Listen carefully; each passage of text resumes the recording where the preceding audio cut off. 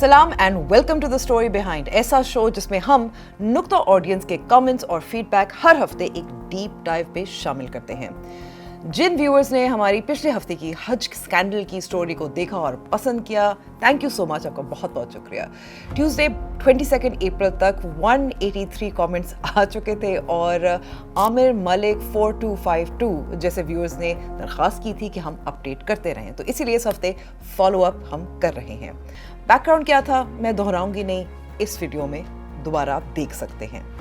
तो पहले सुनते हैं कि वजीर बराए मजहबी अमूर सरदार मोहम्मद यूसुफ का क्या ख्याल है कि प्राइवेट हज ऑपरेटर्स की हुकूमत से शिकायत दुरुस्त है, जैसे एट सस्पेंस सिस्टम्स ने हमें बताया। और वेस्टर्न ट्रेडर्स 3654 जिन्होंने हज की सादत हासिल करने के लिए 5 साल पैसे जमा किए, उनका ख्याल है कि हुकूमत ने जानबूझकर प्राइवेट हज ऑपरेटर्स को रजिस्टर करवाने के लिए कम वक्त दिया। सुनते हैं कि सरदार यूसुफ साहब का क्या जवाब है। 3 दिसंबर को गालिबन ये बात हुई थी कि इनको कहा आप आएँ, आपने जो मुनज़्ज़म बनाए हैं और उसके साथ आपने जो हज पैकेज है उसकी अप्रूवल दें कि किस कंपनी कितने आपके पैकेज होंगे और उसमें फिर आपके साथ जो एग्रीमेंट होगा। इस वजह से इन्होंने ये कोर्ट में चले गए और कोर्ट में तकरीबन चूँकि ये गए उसके बाद जो जिस वक्त आए तो उसमें तो फिर ताख़ीर हुई नहीं।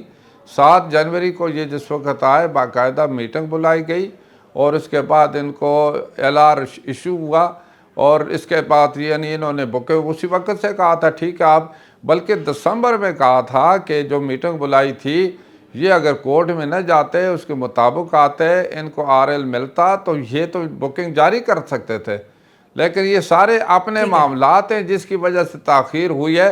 वो इनकी ज़िम्मेदारी बनती थी जब इनको सारी चीज़ें गुज़िश्ता साल जो हज 2024 का गुज़रा है 12 ज़ुल्हिज्जा को वहाँ हुकूमत सऊदी हुकूमत के जो वज़ीर हज हैं, वज़ारत हज उम्रा, उन्होंने बता दिया था कि आइंदा साल के लिए ये टाइम लाइन है, इसके मुताबिक आपने काम करना है।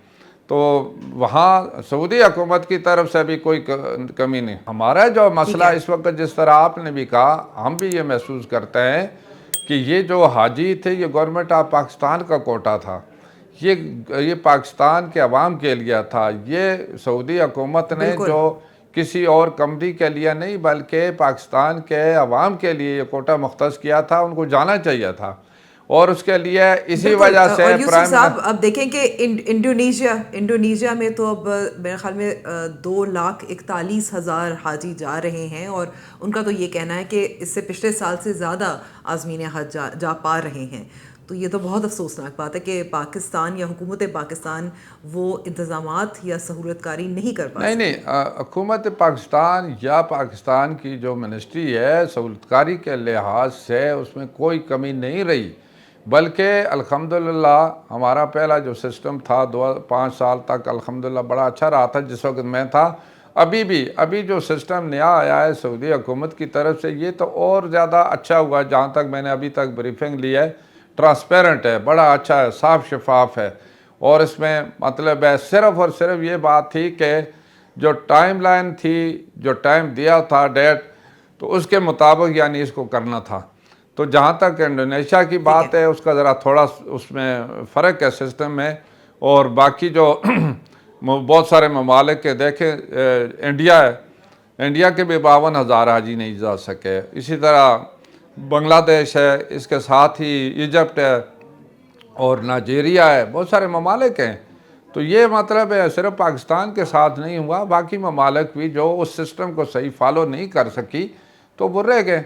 सरदार मोहम्मद यूसुफ साहब दुरुस्त कह रहे हैं, ये मसला सिर्फ पाकिस्तान का नहीं है, ज़्यादा इश्यूज ऐसे ही लग रहा है कि पाकिस्तान में ही है, क्योंकि दुनिया में 5 ऐसे ममालिक हैं जिनको सबसे ज़्यादा हज कोटा अलॉट किया जाता है सऊदी अरेबिया की तरफ से।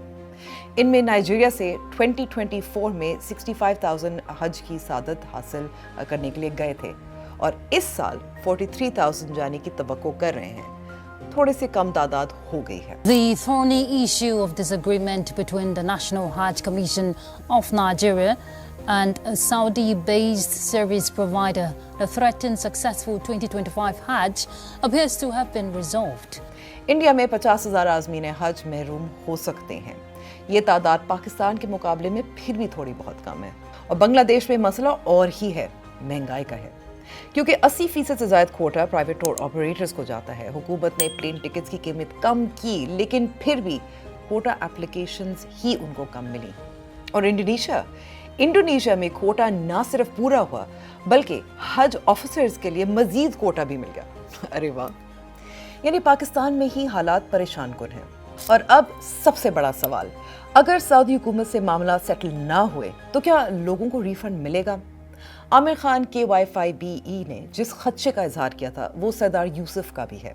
जो पैसे उस सिस्टम के मुताबिक जो दिए हैं वो अकाउंट में गए हैं ओपेप के, फिर ओपेप ने आगे मुनज़म इनके अकाउंट्स हैं, हर मुनज़म के 41 मुनज़म है, 41 अकाउंट्स हैं वहाँ पर, वो उसमें जो जमा हुआ है उसके तहत उन्होंने आगे पेमेंट करनी होती है। वो उसमें जो है वो तो रिकॉर्ड का हिस्सा है, वो बिल्कुल जो मौजूद हैं वो हक रखते हैं। ये जो हाजी जिन्होंने पैसा दिया है वो उनका हक है, वो तो उनको मिलेगा।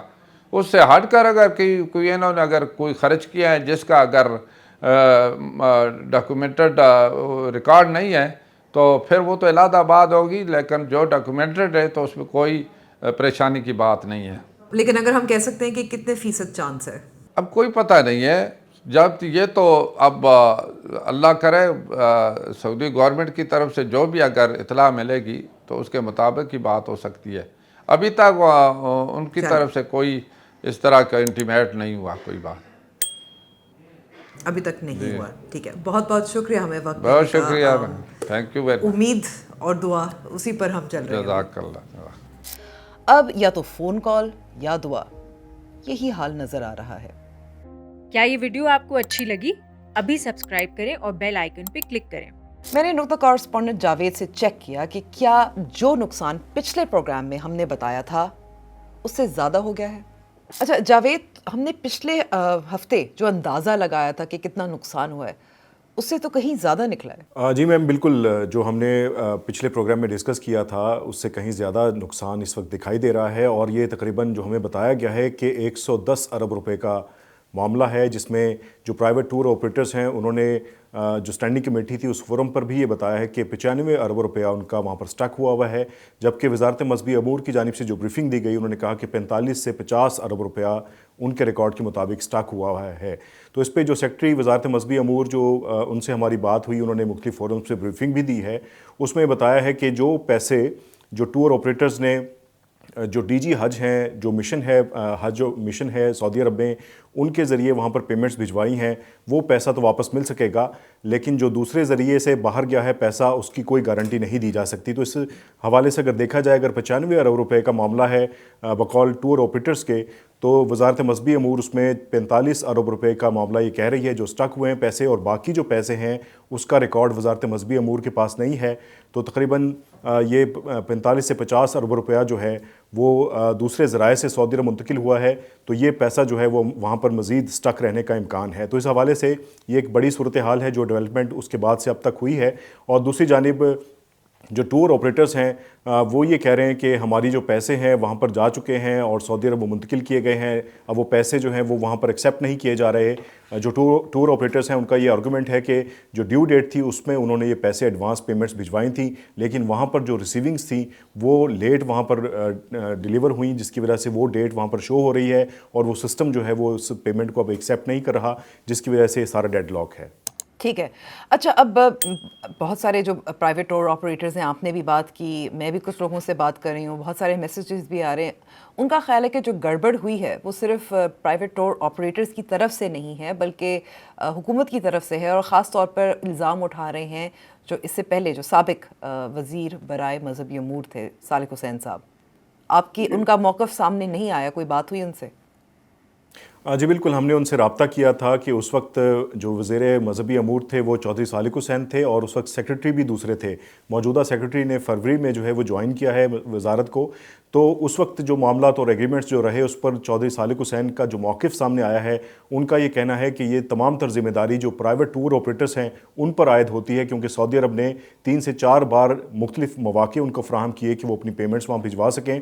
और उन्होंने जो चीज़ें हमें बताई हैं उसमें बताया है कि इनिशियली जो है वो सऊदी अरब ने 15% पेमेंट्स जो हैं वो एडवांस मांगी थी, जिसके बाद मज़ीद डिले आने पर उस अमाउंट को 25% कर दिया गया था, और उस जो डेडलाइन को दोबारा रिवाइज़ किया गया था उसको भी ये प्राइवेट टूर ऑपरेटर्स मीट नहीं कर सके। तो ये तमाम तर ज़िम्मेदारी जो है वो टूर ऑपरेटर्स पर आयद होती है, उनका ये कहना है। और उनका ये कहना है कि इसकी जो वजह है वो ये भी है कि जो डिजिटल पोर्टल मुतारिफ़ करवाया सऊदी अरब ने, उसकी अंडरस्टैंडिंग जो है वो प्राइवेट टूर ऑपरेटर्स को नहीं थी। जो सऊदी अरब हज रिफॉर्म्स लेकर आ रही है उससे मुतालिक ये टूर ऑपरेटर्स बाकायदा तौर पर ट्रेन और आगाह नहीं थे, वो भी एक हर्डल है। और उसमें फिर जो प्राइवेट टूर ऑपरेटर्स जो हैं वो कोर्ट में चले गए और 904 कंपनीज़ का जो स्टेटस था उसको बहाल रखने का उन्होंने वहाँ पर जो दावा किया, ये बात उसकी वजह जावेद से भी वजह है। हमने सरदार यूसुफ साहब ने भी बताई थी, लेकिन सवाल ये है कि चौधरी सालिक साहब आपके जरिए क्यों बता रहे हैं, खुद क्यों नहीं आ रहे मीडिया पर?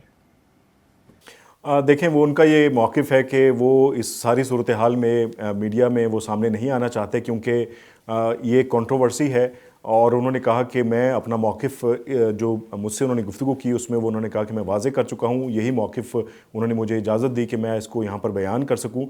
तो ये वो उन्हीं के अल्फाज हैं जो हमें उन्होंने बताए कि ये तमाम तर ज़िम्मेदारी टूर ऑपरेटर्स की बनती है, और उन्होंने अपना जो 904 कंपनीज़ का जो स्टेटस को था उसको बरकरार रखने के लिए ये तमाम तर जो डिलेज़ थे, कोर्ट में जाना और फिर उस सिस्टम को फॉलो ना करना, ये तमाम तर ज़िम्मेदारी जो है वो टूर ऑपरेटर्स पर ही उन्होंने आयद की है। Thank you so much for keeping us updated Javed.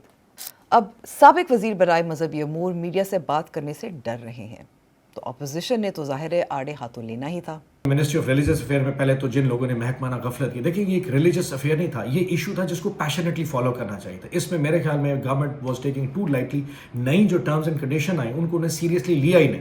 अगर पहले दिन से इन प्राइवेट टूर ऑपरेटर के साथ हैविली एंगेज किया जाता तो चीज़ें बहुत बेहतर होती। अब जो पैसा चला गया है अब वो हाजी नहीं कर पाएंगे, अल्टीमेटली उनकी कटौती नुकसान तो इन लोगों का है, लेकिन अगर गवर्नमेंट उनके राइट्स को नहीं प्रोटेक्ट करने पा रही तो फिर तो चीज़ें बहुत गलत हो जाएंगी। 14 फरवरी आखिरी कट ऑफ डेट थी, उसके बाद सिस्टम को लॉक हो जाना चाहिए था क्योंकि और बुकिंग्स मिल रही थी। सो 14 फरवरी से लेके आज 23 अप्रैल तक, आज तक सिस्टम अनलॉक है। सो आज भी अगर कोई टूर ऑपरेटर किसी पाकिस्तानी से पैसे पकड़ के सऊदी अरब ट्रांसफर कर रहा है तो वो कर सकता है, नोइंगली कि वो हज के लिए नहीं जा सकता। सो ये 2 महीने में जो पैसे ट्रांसफर हुए 14 फरवरी के बाद, और सिस्टम लॉक किसने नहीं किया कि जी पैसे मत ट्रांसफर करें, somebody has to identify that. So issues महकमाना गफलत के हैं, महकमाना उस इन लोगों की इनकॉम्पिटेंस का इशू ज्यादा नजर आ रहा है। जाते जाते @रिजी डायरीज ने बताया कि वो ओवरसीज पाकिस्तानी हैं, लेकिन उनकी सास को साथ लेकर जाने की वजह से उन्होंने पाकिस्तान के कोटे से हज करने की उम्मीद लगाए रखी है। अब वो फंस गए हैं।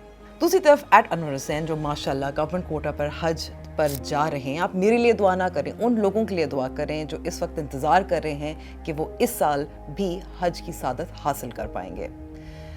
मज़ीद कमेंट्स और फीडबैक भी देते रहें और सजेस्ट करें कि हम अगले हफ्ते किस टॉपिक पर बात करें। खुदा हाफिज़।